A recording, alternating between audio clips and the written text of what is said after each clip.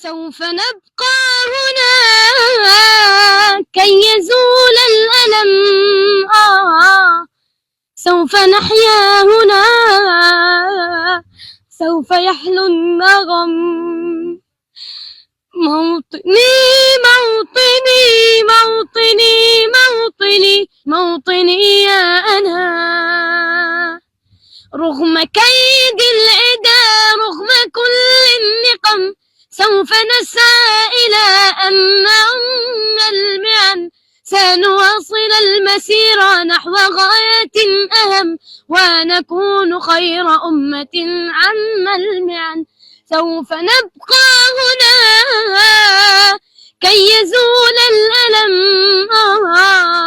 سوف نحيا هنا سوف يحلو النغم.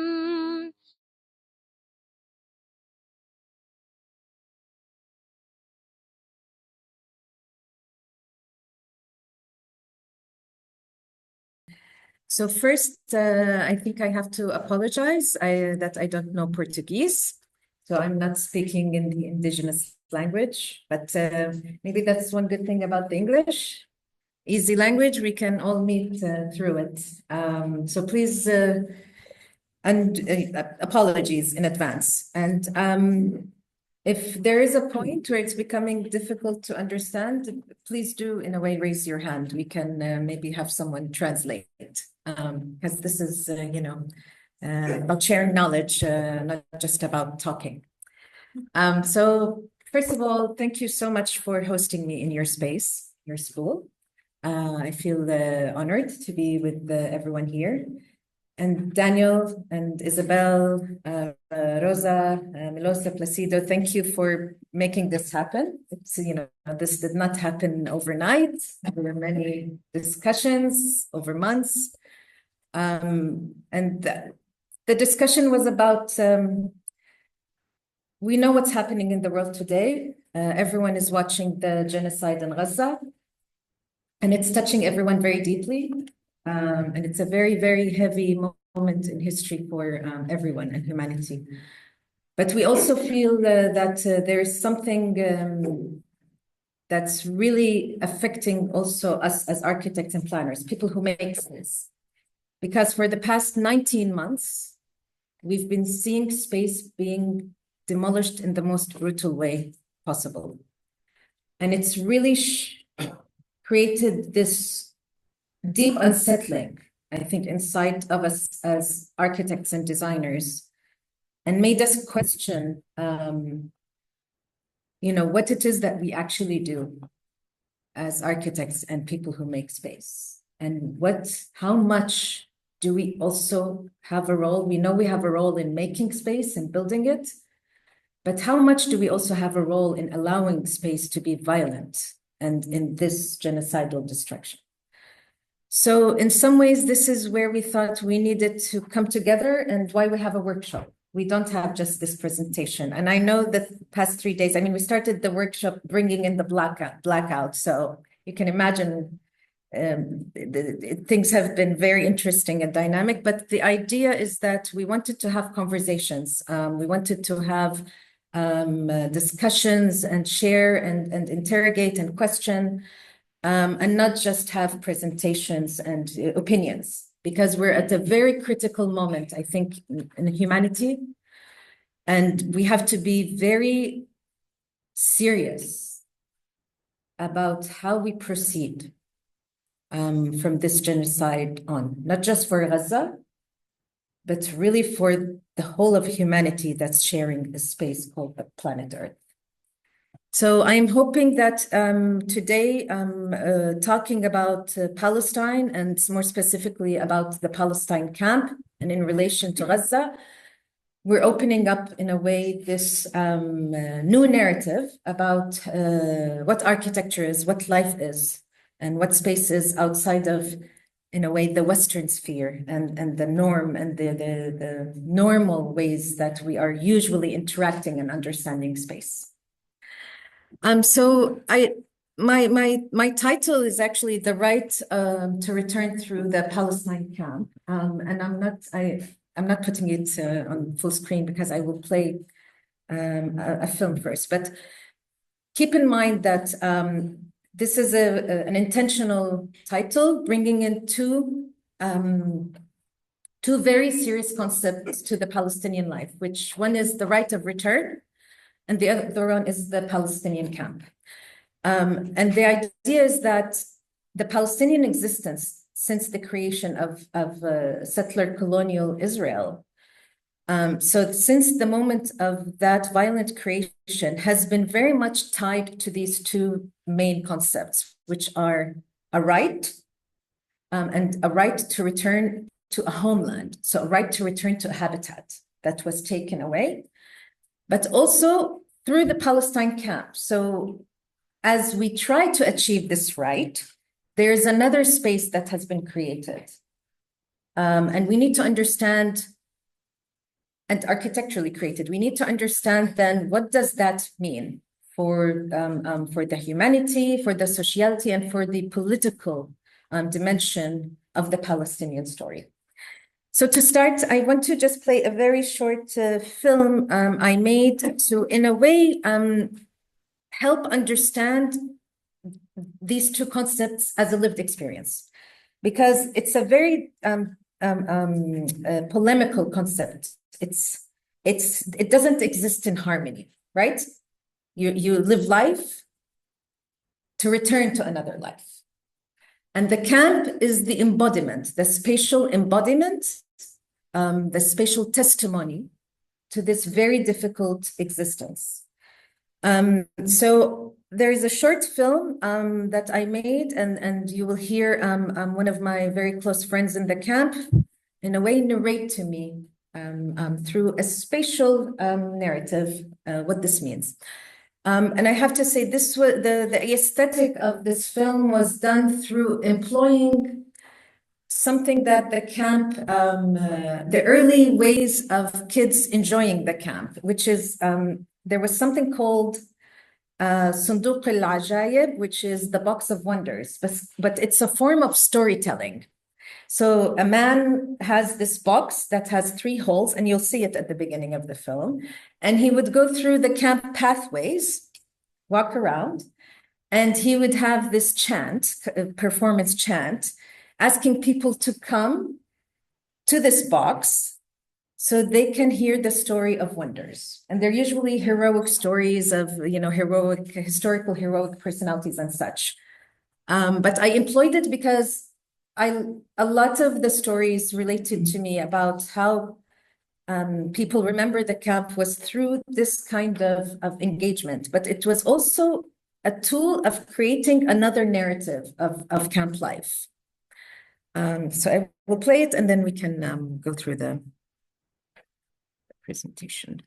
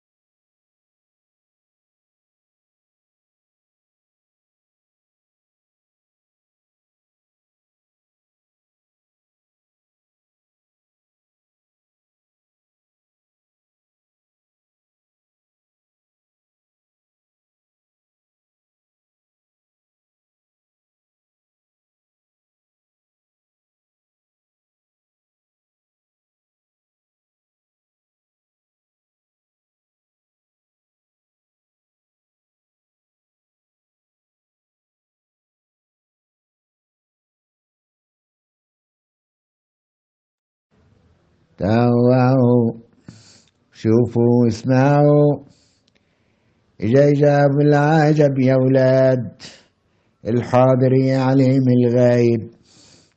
تعالوا شوفوا اسمعوا إجاب العجب يا ولاد الحاضر يعلم الغايب والغايب يعلم الأحباب.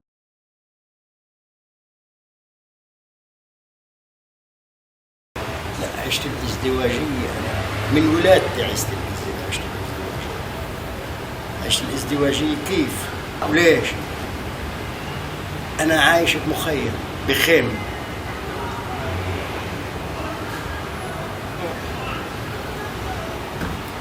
أهلي يقولوا إحنا راجعين. أنتوا راجعين لوين؟ وين بدكم ترجعوا؟ بدنا نرجع على بلدنا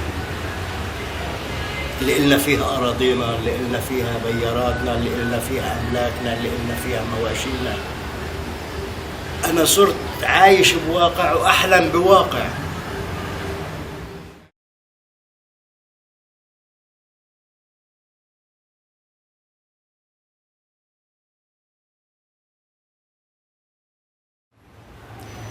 حنفيات، إنه 3 حنفيات. نعم. يعني أمي تتقاتل هي وجارتها من شان تنكة المي، دور مين ومش دور مين، وعم بيحكوا لي عندي بستان وعندي آبار. أنا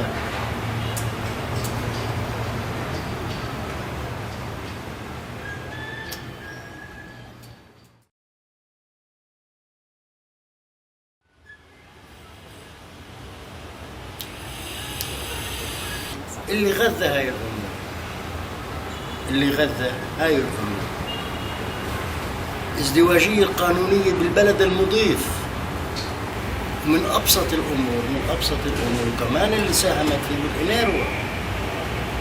لما أنا مليونير بأرضي أو مليونير ببلدي أو اللي أهلي عم بيحكوا لي إياه، وأمي عم بتوقف بالطابور لتأخذ لقمة العيش.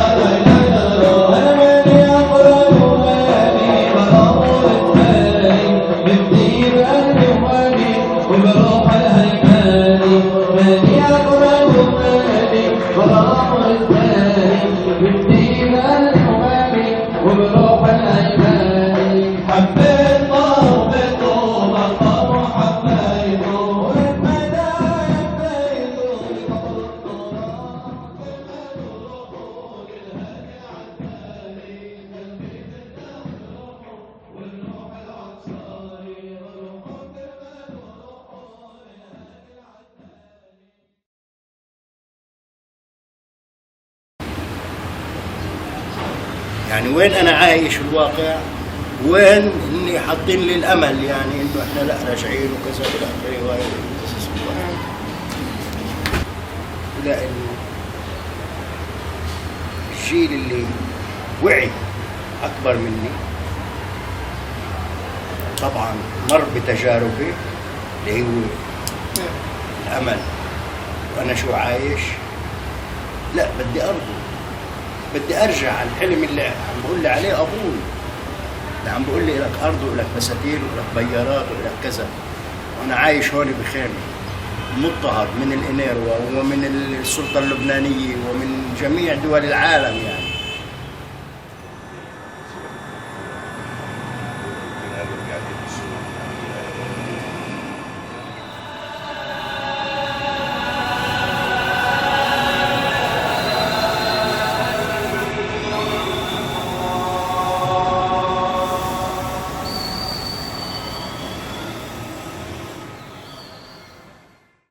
This lived and endured state of dualism, both the Palestine refugee camp and the Palestinian refugee experience, stems from the very original moment in the history of creating the Zionist colonial settler state. The original moment of creation revered the Zionist Jewish group, an ethno group, as worthy of a homeland in inhabited Palestine, while at the same time desecrated the indigenous population and landscape. Enunciated in colonial tropes, it was a moment God chose the Jewish people from Europe, and God decided to abandon the Palestinians. Indeed, colonialism and settler colonialism is very much premised on this racial inequality, one group dominating the other, a feature without which the colonial project is no longer colonial. It's no longer successful if it's not racially unequal. Thus, this moment is foundationally imbued with contradictions, a contradiction that will flow, or maybe more properly, as we've seen the scenes from Gaza, bleed into the creation of camp spaces and their development over what is now more than 77 years of forced displacement. But to create the Zionist Jewish state, the indigenous native history must be erased. Not only erased, but replaced with a constructed other history, which is the colonial one. And it works to try and indigenize itself. So not only do we destruct a new history, there is a process of indigenizing that new history that's sitting on top of an original history. And as Fanon, if you read Fanon, always reminds us, and Fanon understands refuge and displacement very well, the colonialists make history and they know it. So colonialism is very much a discourse. It's a discourse which employs story making and storytelling, constructing a sort of heroic epic meant to start the history from the beginning, a new history. These colonial stories, like the settler Zionist one, connect with the past events to give it texture, depth, and legitimacy. And that allows them to make a new history faster and more legitimately. So here, the story of the Israeli Zionist state. I'm sorry, the story connects with the tragedy of the Holocaust. From the first moment of making Israel, the story is made in relation to the tragedy of the Holocaust. Israel must be created because the Holocaust in Europe happened. And to explain the large influx of Jewish immigrants fleeing Europe and its historical persecution of the Jewish communities into what is now promoted as a historical Jewish land, a land in a way barren and in need of development. Because the story is colonial, it always remains vulnerable. So you always need to reinforce it. And one way to reinforce the story and to give it support, you have to create the character of the villain. And as you can see, the bottom right in the green, the villain is the native Arab. He's the monster. So the story must also provide a positive rendition of settler colonialism through promoting Zionism as a machine of cultivating land, doing good to the native land. Albeit the native land has always been good and has always bear fruit. Thus becoming a project of promoting another place of livelihood to the settlers. Yet this discourse remains being constructed on an existing native one. So it always remains vulnerable and it remains unstable. And this is why you probably know, if you follow the Palestinian story, there is a very classical trope that is repeated and repeated. Land without people for people without land, and we make the desert bloom. And this was repeated very much in the past 19 months as we witnessed the genocide in Gaza. And then you have, obviously, our role, the architects. So once you've created the narrative, you've created the story, you've created, in a way, the excitement of the settler colonial project, now we create the space. So Ariel Sharon, he was born in Hungary, in Austria-Hungary in 1900, but he became one of the pioneer Israeli architects and planners to make the settler state. And he was also part of the technical office of the first government under Ben-Gurion, the first Israeli prime minister. And he says, my first lesson in architecture was given to me by a bee.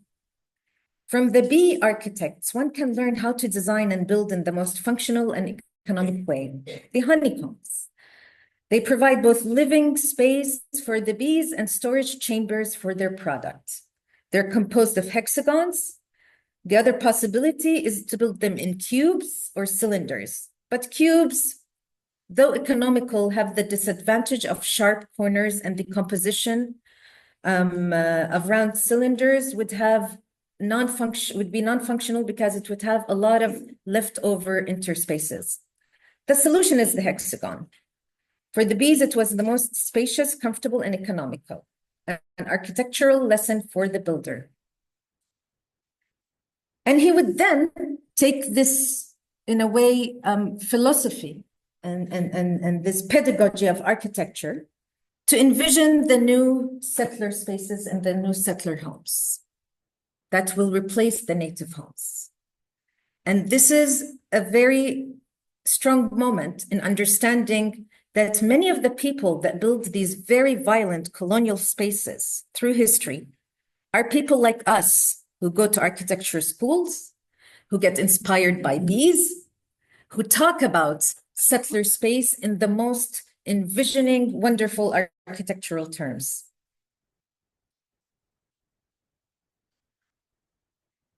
So alongside the propaganda work, you do the propaganda, you create the story, you start creating the space, but also there's the political discourse. This has to come with a political narrative as well, to give it legality, to give it the legal dimension. And to enable the colonization of Palestine. It was shaped in a way through the world powers, and at the time it was Britain mainly, and they in a way led the legality, the political narrative of making Palestine. And that period was during the end of the Ottoman period, the end of the First and Second World War, and Britain felt like, oh, we need to colonize the Arab region. This is a time to enter there. So they colluded with Arab leaders, who we still have some of them today, and they started discussing the presence and the future of Palestine without involving a single Palestinian. And then they created what is called the United Nations. So the United Nations was created by these world powers. It was not created by a humanitarian coalition or by a bottom-up vision of how do we create a system of relief and a system of morality. It was created by the same powers that inflict violence. So you can understand that the original foundational spirit of the UN has been, in a way, thought and imagined by the same powers that we're trying to actually survive from until this day. But as soon as the United Nations was created as this relief agency and under the rubric of never again, which many of you probably have heard, and never again refers to we want to never again see a humanitarian catastrophe like we saw during the World Wars or the Holocaust. So the UN became almost the voice of the morality of humanity. So if the UN says it, then it's correct. If the UN does it, then it's humane. And the first map of partitioning Palestine was not done by Britain or America or Israel. It was done by the United Nations. But as I explained, the United Nations is the body of the Western powers. And of course, the Palestinians, the Arabs, they rejected the first plan. But what happened right after, the next year, the Israeli war on Palestinian land, which in a way resulted with even less Palestinian space, which you see in dark gray. And then the second war, we had two major wars, the 1967 war, even more Palestinian space was eliminated, stolen and eliminated. But to be able actually to also do the settler colonial state, you have to intervene in a larger geography. So the geography of the region, which is called the Middle East today, it was called the Levant and it was called the Arab region. And the geography was quite contiguous. We did not have these nation states. We did not have these borders. And it was, even if it was borders, they were organic borders. They were not borders where you have to have a permission to cross. So the movement, the flow was seamless between these regions, between Syria, Iraq, Palestine, Egypt. And even at the time, we called ourselves Arab. You rarely would hear someone during the period before Israel, because it wasn't created, we did not have the nationalities. We did not call this person Egyptian or that person Palestinian, or it was an Arab existence. It was a solid geography. So what the British did, the British and the French, is they divided the geography. And this is the Sykes-Picot Plan, which was done in 1916 without the knowledge of the Arabs. But they divided the region and they divided them into nation states. And the reason to do this is to allow a new relationship between the Arab people. And these divisions were done across sectarian lines, across different ethnicities, which organically they could sometimes live in, concentrated spaces, but they did not have borders and they did not coexist in a sense of I'm this ethnicity, you're that. It was more of a diversity. It was a state of living a diverse population. But when you divide it, it automatically creates a relationship outside of Palestine. So every country will have a relationship towards Palestine rather than a relationship with Palestine. And it allows Palestine to be singled out. So it can be a Palestinian problem. It's no longer an Arab problem. It's no longer the problem of the region. It's just the problem of this little piece called Palestine. So as settler colonial projects are predicated on one group erasing and replacing another, simply the settler group replacing the native one, movement has to happen. And in the 1920s and 30s, the Zionists strategized plans for ethnic cleansing, what they term as transfer. And this is part of the discourse as well. The language is reformed and they create terminology to erase the reality of what that terminology means. So we do not call it genocide, we call it war. We do not call it ethnic cleansing, we call it a transfer. And this is extremely important in our field because we work with terminologies and concepts a lot. But I think we can agree there is obviously, we've all discovered there's a problem with the politicization and in a way, evacuation of the substance of these terminologies. So this is part of also the discourse. You create a terminology that takes away the violence from the term. So the term becomes practical. It's a transfer. And this was intentional. David Ben-Gurion, the first prime minister, in 1938, so before the official declaration of the state, said, I support compulsory transfer. I do not see anything immoral in it. And his statements followed the adoption of the Jewish agency of the transfer committee. So language matters. Language matters a lot because also you have to understand that when people read, this is what they create as a relationship to the problem. And in architecture, we do this. We create a language to describe a non-reality in a way. And then when the lived experience happens in that building or in that city, I have so many people that tell me when we describe projects, it's completely untrue. It doesn't describe the lived experience of the space. So the architectural language in a way is in contradiction to the lived experience. And I think we're at a point where we need to revisit the language. And if you can see sort of the difference of even the movement, one movement being coordinated, comfortable, you arrive at something called the immigration camp. There's in a way happiness, there's this idea we're starting a new life, we're starting a new livelihood. Whereas the other movement, the Palestinian movement, is under violence, destruction, despair, poverty, and a complete erasure of the indigenous way of life that you actually had. So this movement, while it was very harsh and it was very violent, but it was also creating a new collective, a new way of life with the Palestinians. So the Palestinians moved together. They did not move individually.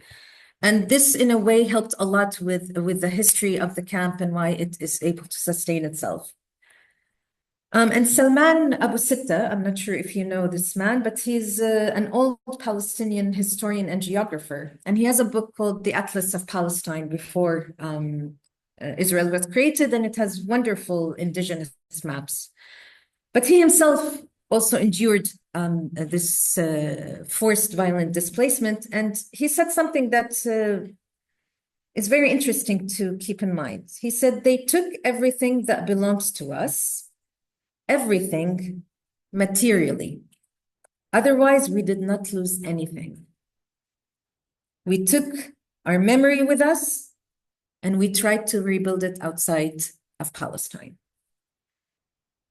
And it's a really strong statement about what is vital and what's very valuable and important for people that undergo these very violent forced experiences. It's not the material. And I think you've seen pictures of the very, sad, but the urgency of how people have been moving around in Gaza, and they're not carrying much if you think about it. And they know they're moving with no return in some ways.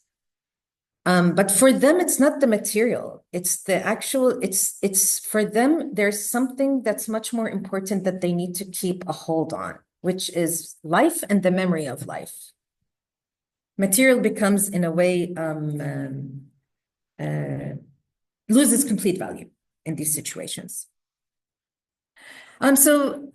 Because of that movement and because of that forced displacement, we saw the map of the incoming Jewish immigrants from Europe. What resulted is also the outgoing of the indigenous population into the near countries that were just created so that they can live in what is now known as the Palestine camps. And there's 58 official camps today.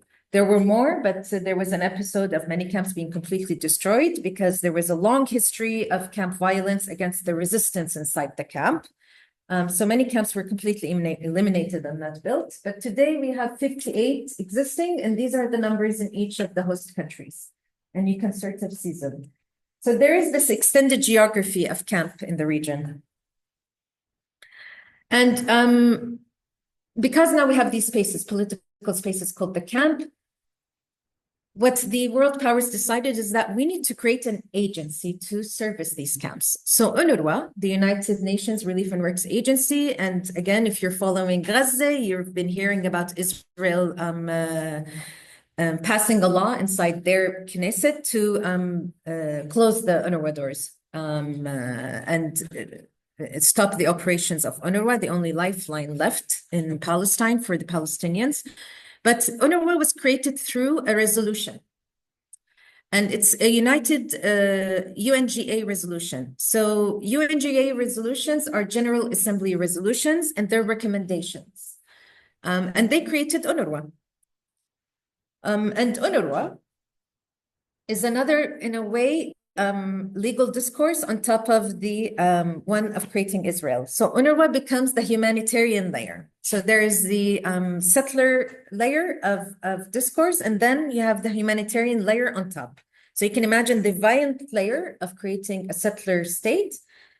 And then there's a humanitarian layer, and it's literally like this. It's to conceal. And it's to conceal through programs of relief, of works, of aid, of providing these camps so that people, you know, are being housed, and there is this illusion that we are working towards a return. We are working towards solving this political problem.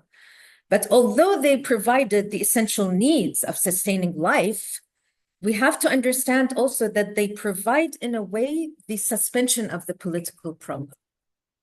It's no longer urgent to deal with, because we have created this relief structure and layer that literally allows for violence to endure without having to confront the materiality and the reality of it directly. But the other thing that's very concerning and very politically violent about the United Nations are those articles, those resolutions that get passed. So the right of return, this is the most famous article for the Palestinians. And it was adopted in 1948, December 1948. So you can imagine it was adopted within, like, the violence was still happening from the 1948 war. And the right of return to the Palestinians, especially the refugees in the camp, is really the only legal political right they have that legitimizes their existence as such. Otherwise, there is no legal recognition of the Palestinian refuge. They don't even have passports, they're stateless. There is no commitment from any other political agency or any other institution to the political right of this forced displacement and this violence. But to explain the UN resolutions and these articles, to explain in a way the legal language, and it helps us think through also the architectural language. The legal language is very much designed to be elastic, you know, like it's not hard, it's elastic, you can mold with time to respond to what's happening on the ground. So the very first article of the right of return, it says resolves that the refugees wishing to return to their homes and live at peace with their neighbors should be permitted to do so at the earliest predictable date, and compensation should be paid for the property damaged. And those who do not want to return can get reparations. Now, there's many problematic things in this article. And one of them I can just say is this idea that if they want to return and live at peace, as if we're the ones who inflicted the violence, you know, we're the ones who are the violent makers. So even if we turn to our indigenous homeland, we have to be at peace with the settler population. So already you can understand how the narrative is being molded as if the violence exists within the Palestinians, not within the Israeli settlers. But if you can see the first word, so the first word in United Nations resolutions is called an operative word. And it actually legally suggests what the United Nations decided their responsibility towards this article is. So the first operative verb was resolves, which, you know, resolves means that we've decided, we've discussed, and we've decided this is it. This is the final thing. We've decided this is what needs to be. So there is complete consensus. In a way, the argument is resolved. There is no question that there needs to be the right to return as soon as possible. Now, as the protracted displacement continued, the Palestinian problem still exists and no justice is being done. These articles start changing. So resolves actually became recognizes, and recognizes became considers, and considers is now endorses. So today, the legal responsibility towards the right of return is an endorsement. It's almost like, yeah, I support this idea. I emotionally support this idea. It's no longer a resolution. It's no longer resolves.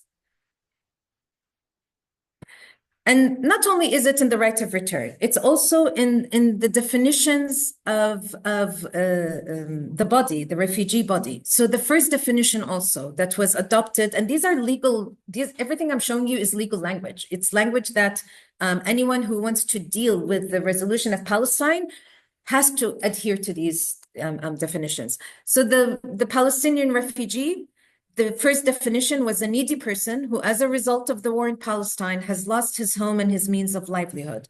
So, you know, the Palestinian is a person and there is a recognition of the war. Then it becomes persons whose normal residence was Palestine during 1 June 1946, 15 May 1948. So if you did not live in Palestine outside these 2 years, you're not legally, legitimately a Palestinian refugee. And then the war becomes conflict. So it's no longer as a result of the war, it's as a result of the conflict. So when we find ourselves very frustrated, you know, discussing Gaza war or Palestine and saying it's not a conflict, it's a genocide, this is part of why this is the narrative happens in mainstream media as a conflict, because it's been talked about as a conflict legally. But even more importantly, the space is also defined and the space is redefined. So the very first definition of the Palestine camp, it says it's a concentration of refugees and displaced persons, which UNRWA has recognized as official camp. And in a way, UNRWA services this. Then definitions changed into a camp is a Palestinian refugee camp is defined by a plot of land. So it's no longer about people. It's no longer about refugees. The human is taken out. It's a plot of land. We're dealing with a plot of land, a very abstract thing. It's not humans. And placed under the disposal of UNRWA and government to accommodate the refugees. So it's no longer this really urgent, violent space that is housing a concentration of people. And even the word concentration allows you to imagine in a way the tension and the pressure of the camp. And now it turns into just a plot of land, just like a plot of land I can see outside here. It has no definition anymore.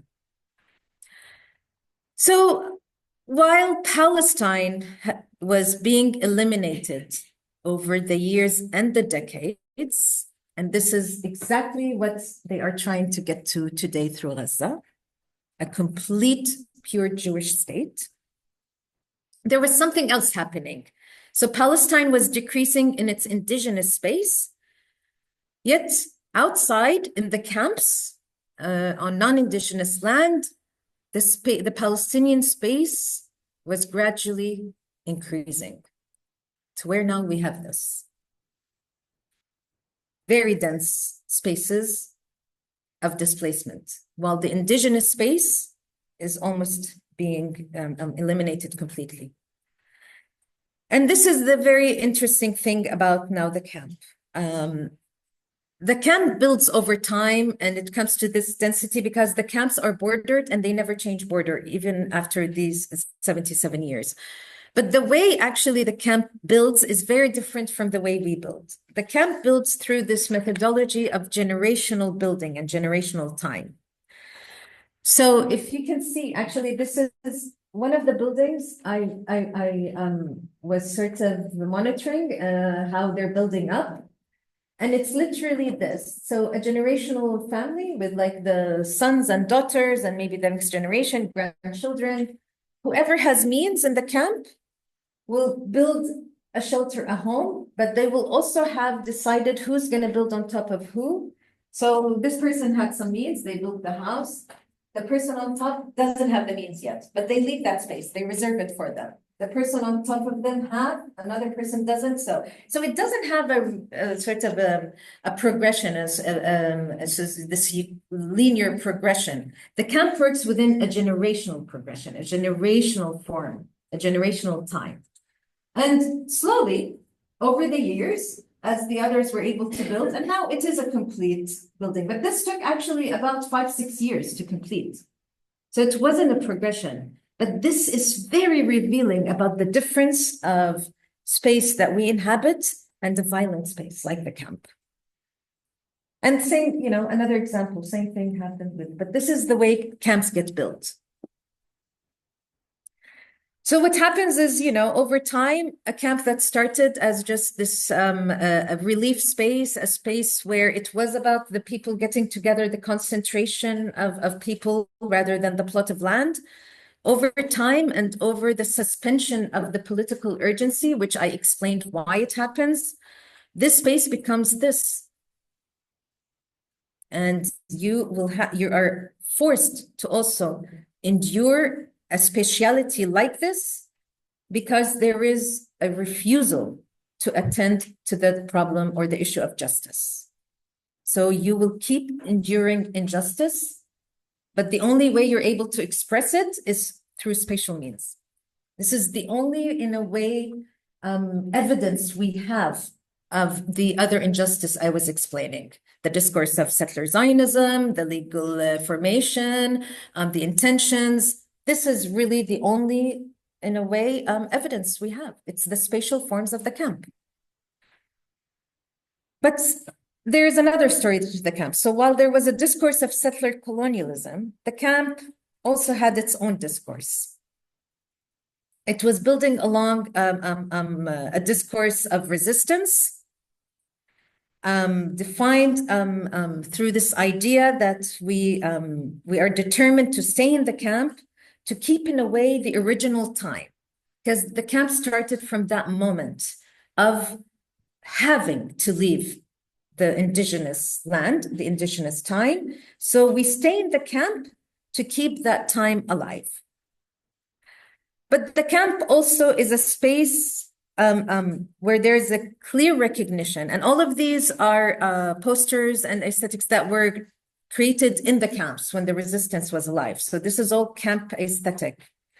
But there was also a very clear recognition of the colluding parties, the perpetrators, and the imperial nature of this violence. This violence is not only about one group, it's an imperial scale. The violence being inflicted on Gaza is not only concerned with the Israeli government or with the Israeli state. It's a global imperial violence being inflicted on Gaza. But the camp is also the site where Palestinians see the liberation of Palestine being possible. And these are posters, and you can see one of the Palestinian Liberation Organization, one of the first resistance group, but the camp is depicted as in a way, the launching pathway. You start from the camp. You can see on the top right, the tents, and it says 1948. And this is the gateway, symbolizing that you will enter a liberated Palestine through resistance. That, in a way, starts from the camp. And this is why I argue the camp is fundamentally a place of historical resistance.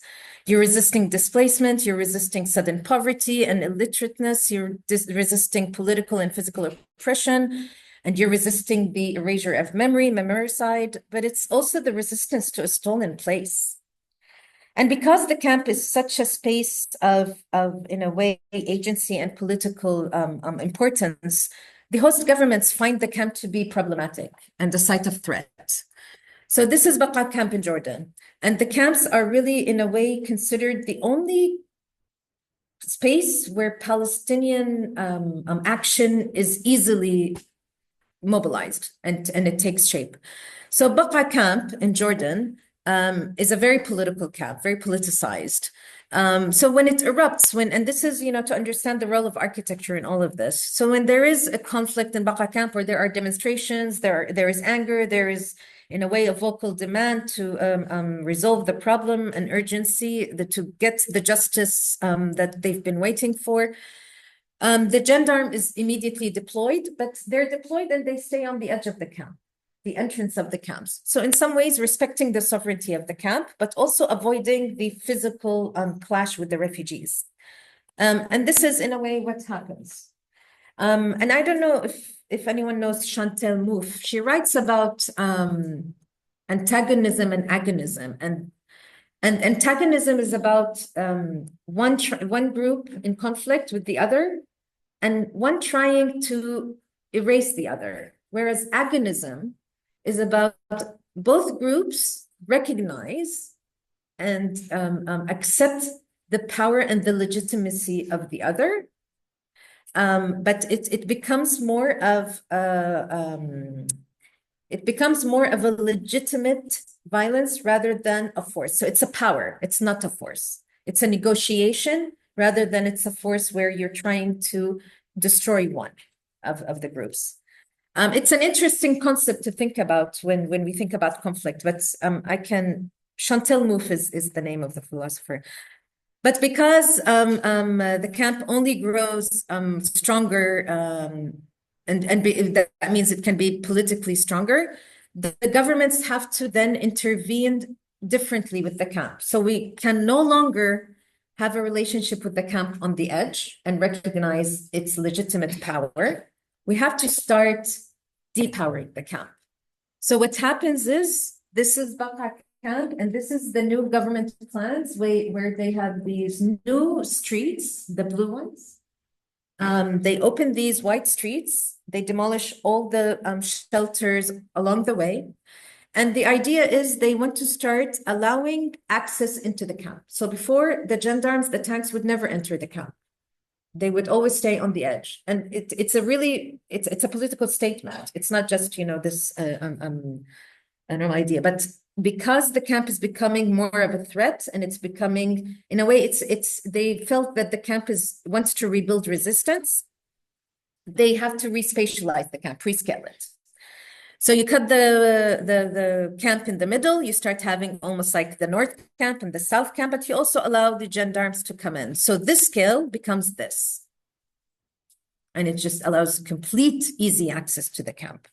And where before they were never able to enter the camp, and they chose not to enter the camp, now you can see this is the first time actually the gendarme tanks came into the camp and had in a way a different engagement with the camp from the inside, from the fabric. So no longer from the outside. Now in the Lebanese context, it's different because the Lebanese camps are much more dense. And this is because the policies towards the Palestinians in Lebanon are much harsher and violent. The camps were never allowed to grow naturally. There was resistance in the camps for 25 years. So the camps were treated as hostile sites, and they're much smaller, and people are forbidden, Palestinians are forbidden from work in Lebanon. So it becomes labor work. So the camp becomes not just a site of living, but a site of livelihood. You work in the camp. This is your site of economic means. So you start having these spatial skills and these very dense, intense spatialities. And no car can actually enter the camp. They're so narrow that you can either walk or you can use your scooter.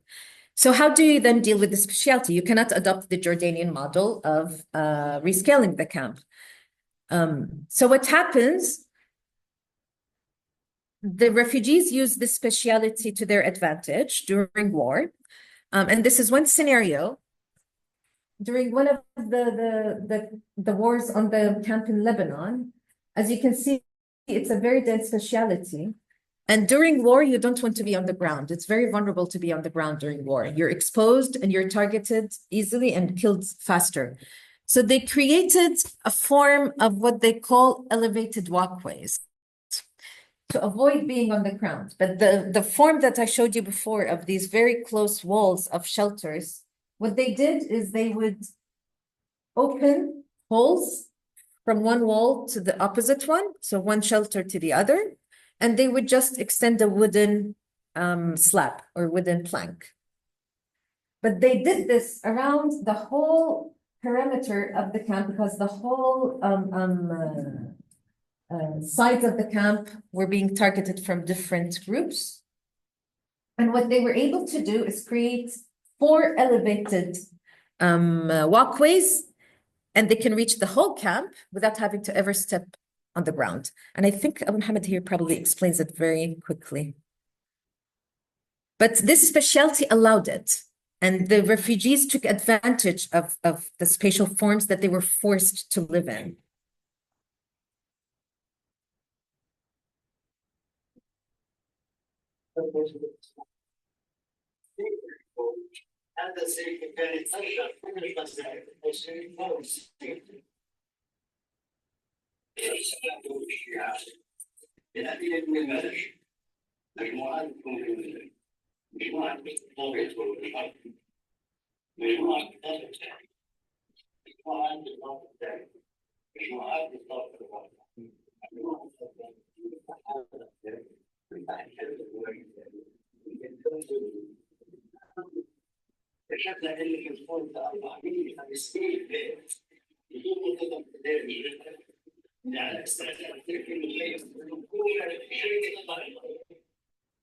If you understood, he was saying the way they did it is they had one layer underground, so tunnels in a way.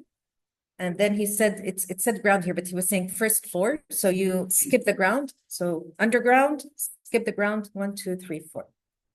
And this is actually the only way they were able to survive during the war of the camps, which was endured for 4 years.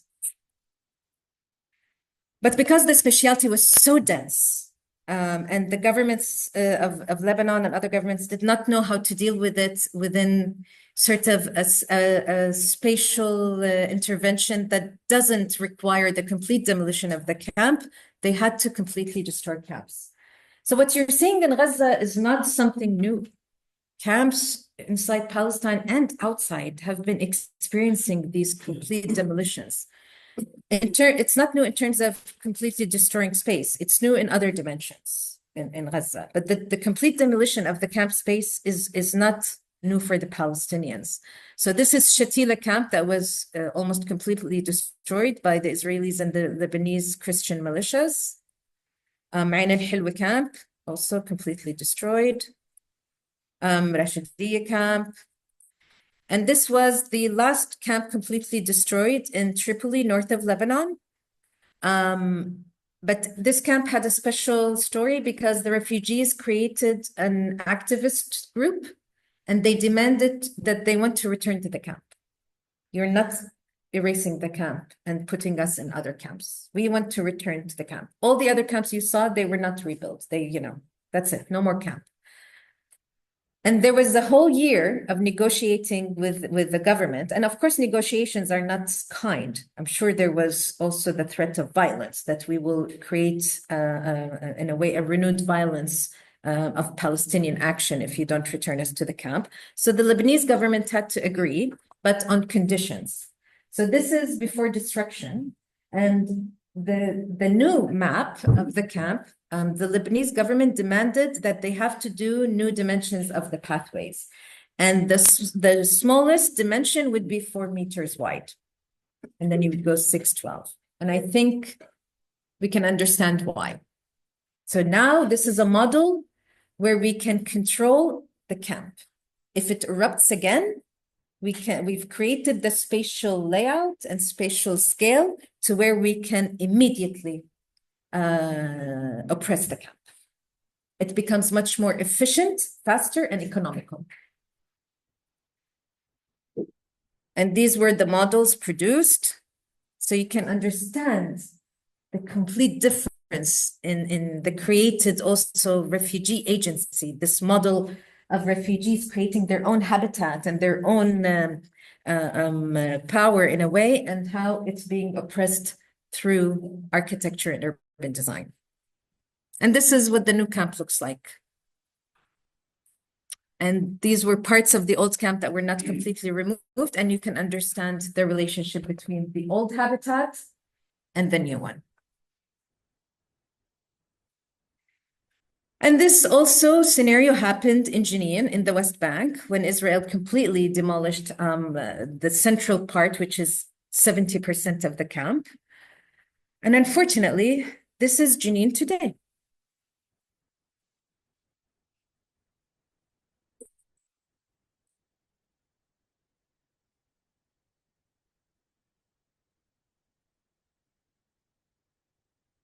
No more camps. This is what Israel is now decided. No more camps. And this brings us to Gaza. Gaza is actually 80% camps and camp exceptions. The specialty of Gaza is predominantly camp speciality, which I think the story I've told so far, you can understand the fabric of Gaza's people. They're people who have endured a lot, who have overwhelmingly been living a life of forced displacement and oppression through camp life, but who have also created a very strong resistance that completely threatens the settler colonial project. And Gaza has been through many wars, 6 or 7 wars, destruction, reconstruction. But today it's a different decision. Today it's an elimination of life in Gaza. It's not just destruction. And the way to do this is to adopt a new spatial model of violence. Yeah, this is not by accident. This genocidal intent has been there from the beginning. But what's really frightening and what's really disturbing for us is that the genocidal intent is now in the open. This is what's different. It's no longer hidden. And these are statements that have been shared on TV and in public by the Israeli government from different guys. But it's all about trying, and we go back to language, trying to say that Gaza is a place where violent animals exist. And there is no other way but to commit genocide, to get rid of those violent animals. So you hear things like, we will turn Gaza into a desert island. There are no innocent civilians in Gaza. All these babies, you know, they're terrorists. No one is innocent. They're a threat, they're violence. And the famous one, we're fighting against human animals. And they continue, they don't stop. And so if we are wondering whether it's a genocide or not, they're telling us it's a genocide. I mean, the deputy mayor of Jerusalem was saying, if it was up to me, I would give the order to kill all these hundreds of ants while they're still alive. Imagine.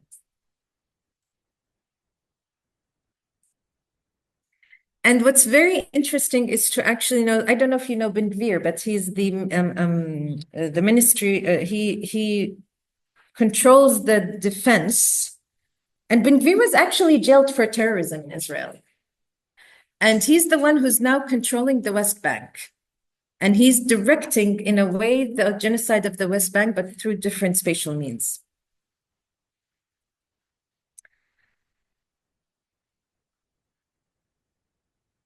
So what we're trying to say to each other and to the world is that genocide does not happen by a sudden decision. Genocide is also slowly a spatial discourse, an illegal discourse. And one of the things that I was reading, it's amazing to read the history while this is happening, because you sometimes think, how did I miss this? Of course, this was an indication that we are going to come to a genocide at the end.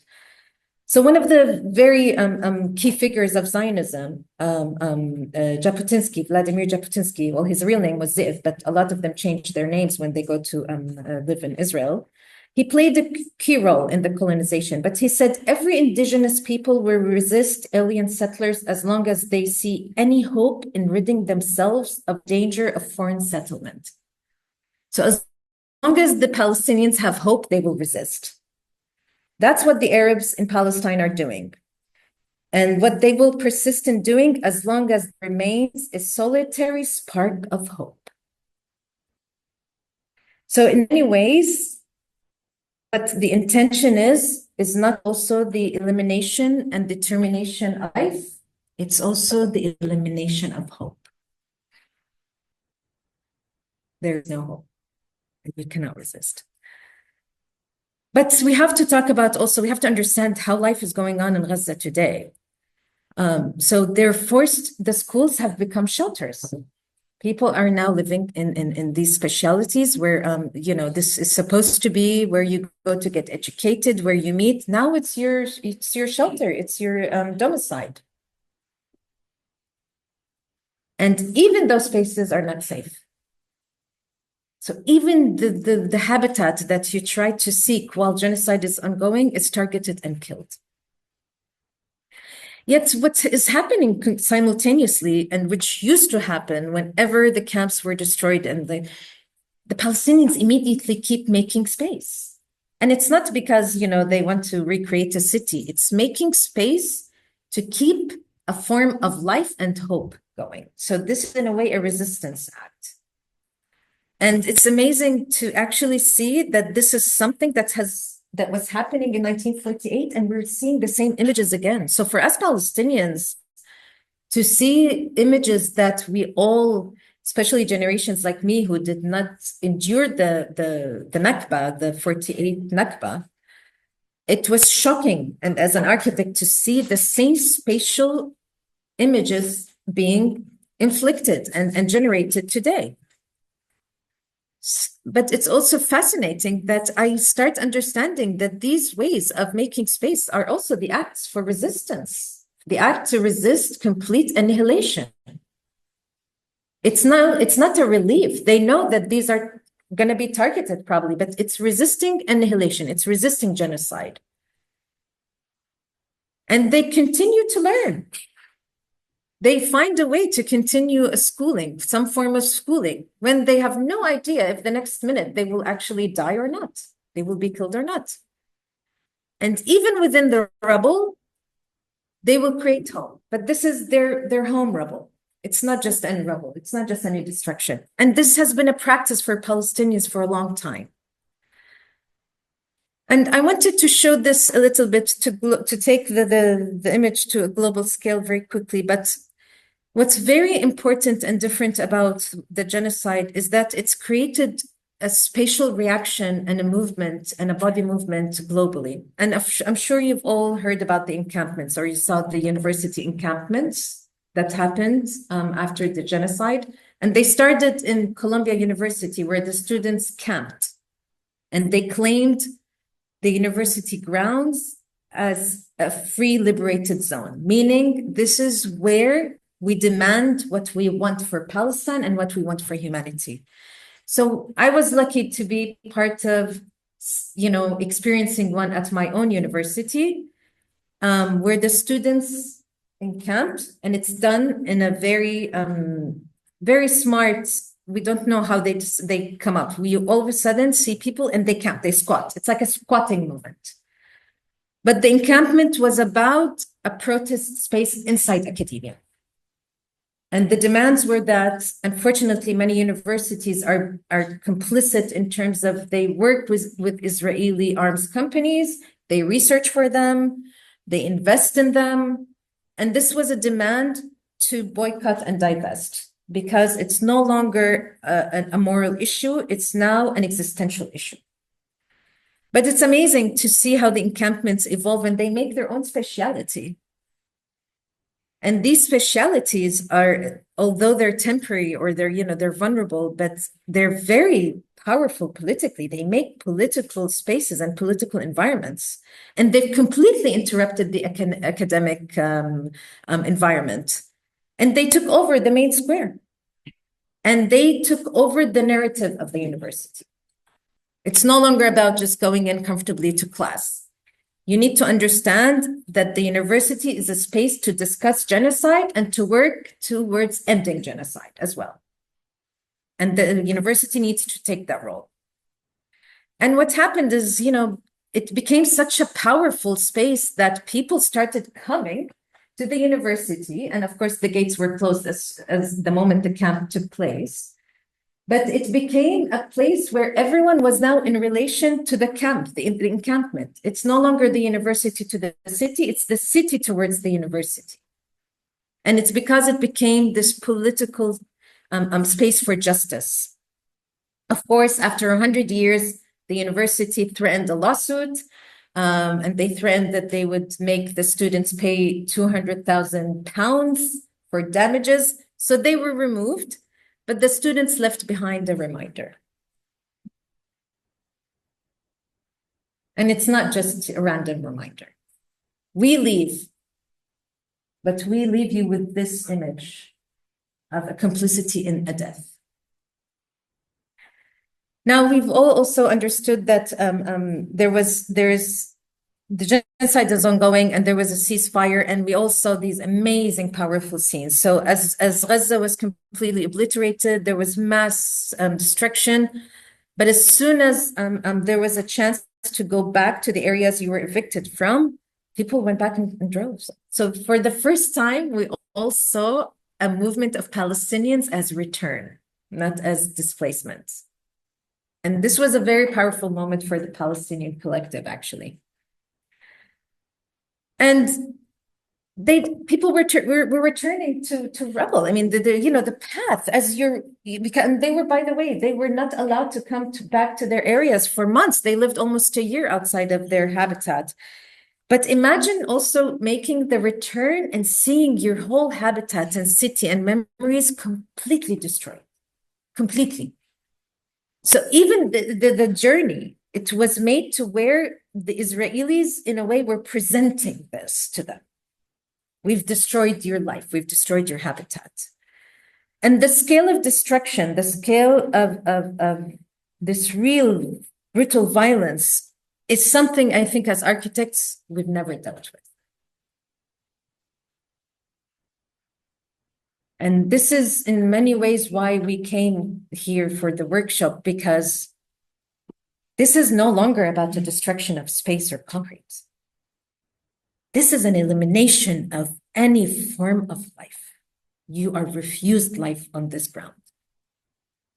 And as an architectural question, what does this mean? And what has been our role this whole time?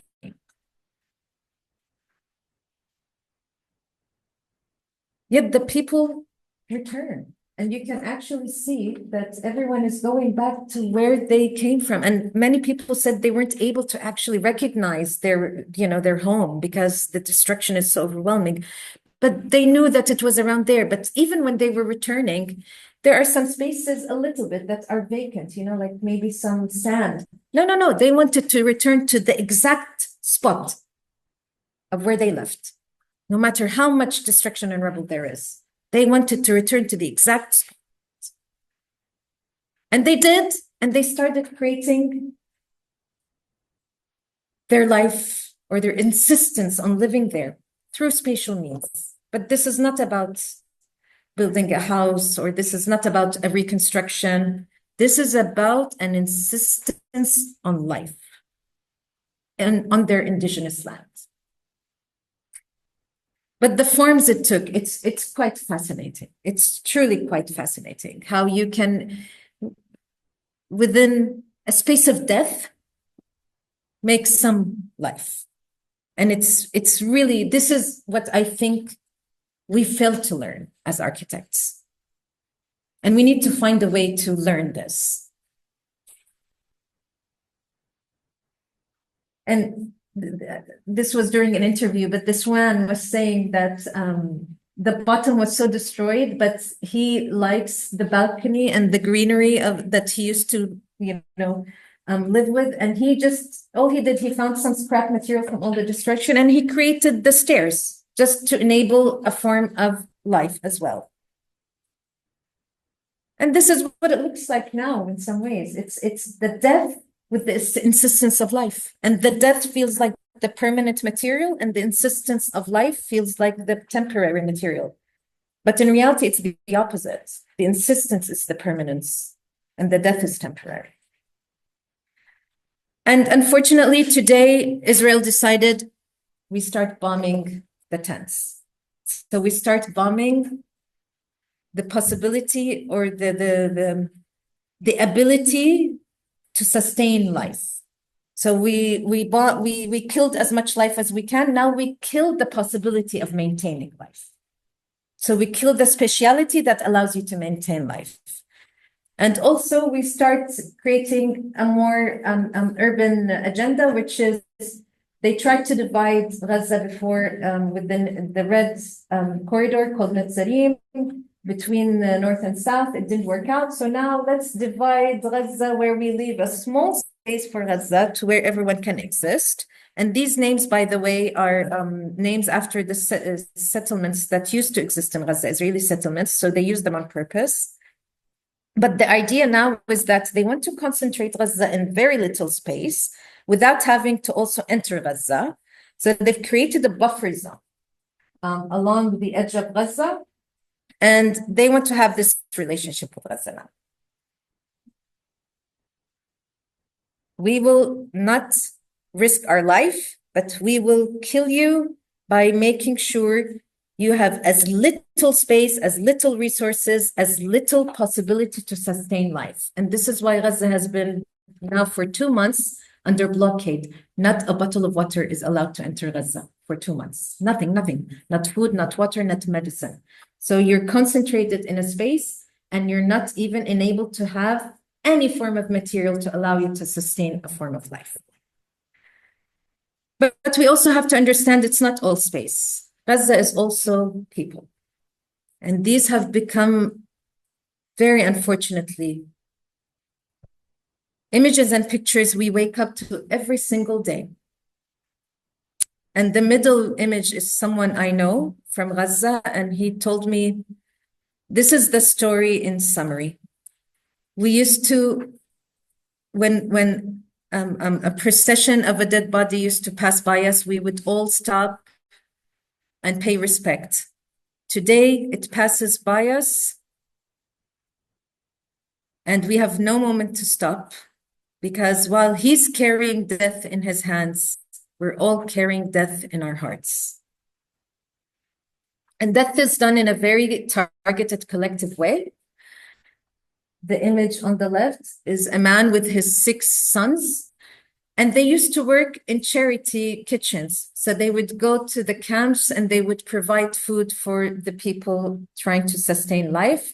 On one of their trips in the car, they were targeted and all killed at once. So you're not losing a son, you're always losing a whole family. You're losing generations at once. And when this was happening also, it was similar things were happening in Lebanon. But I asked one of my friends, when Lebanon was being also bombed severely, he was in Bajr camp, which is the site of Dahye, where they called the Hezbollah stronghold. So all the strikes and the bombings were happening meters from him. And I asked him, he didn't leave the camp. And I asked, why? Why aren't you leaving the camp? You could die any second. And he said, no matter how hard life gets, it can never and won't be harder than the life of a refugee without a homeland. So for him, the camp was actually the life.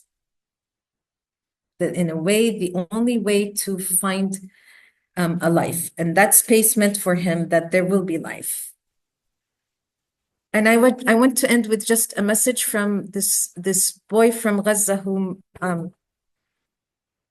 I've been following, and he really gives me, and this was recorded after the ceasefire immediately when he went back to his home, but I think he can give a better understanding to what's next. طبعا رغم الألم، احنا هاي بيتنا، رغم الألم ورغم الدمار سنضلنا هنا، سوف نبقى هنا كي يزول الألم، سوف نحيا هنا، سوف يحلو النغم، موطني موطني موطني موطني موطني يا أنا، رغم كيد العدا، رغم كل النقم، سوف نسعى إلى أن نعم المعن، سنواصل المسير نحو غاية أهم، ونكون خير أمة عم المعن، سوف نبقى هنا كي يزول الألم، سوف نحيا هنا، سوف يحلو النغم، ذكرينا يا بقايا الأمس فينا، ما أقسى الحنينا، زادنا الشوق أنينا، حدثينا ما لها الجدران خرسا، هل ترى تجفو وتنسى، غربة الأرواح أقسى. الله يعطيك العافية، وبدك ترجع تعمرها مصمم إن شاء الله، مش رغم الدمار حتتنازل. حنعمرها. طب في ترامب بقوله بده يهجرنا، بدك تهاجر منها؟ بقدرش طبعا، صامدين هنا، حتى لو بدي نموت تحت شجرة بيتنا أحسن ما نطلع برا. Free Palestine. Thank you so much for enduring this with me.